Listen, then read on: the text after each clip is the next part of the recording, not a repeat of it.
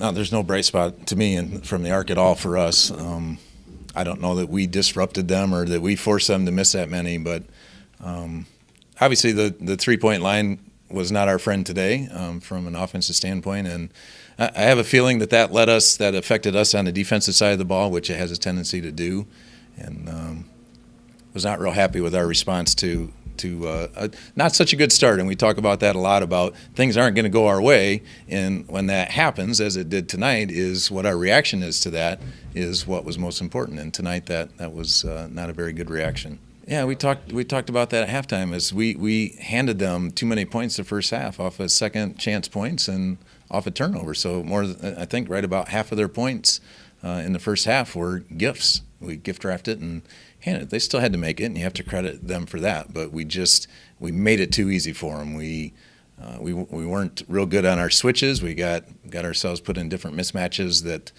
we didn't react to very well either, and they were able to take advantage of that.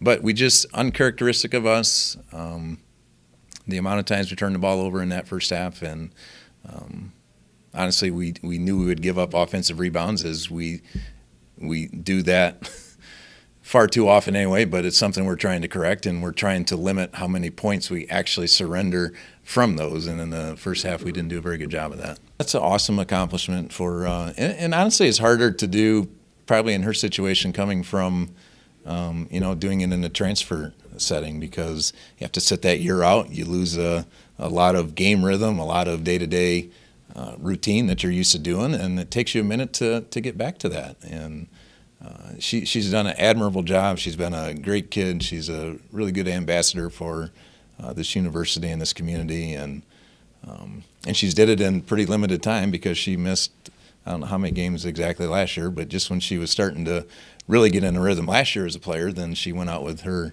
knee injury. So even more impressive, she's been able to do that.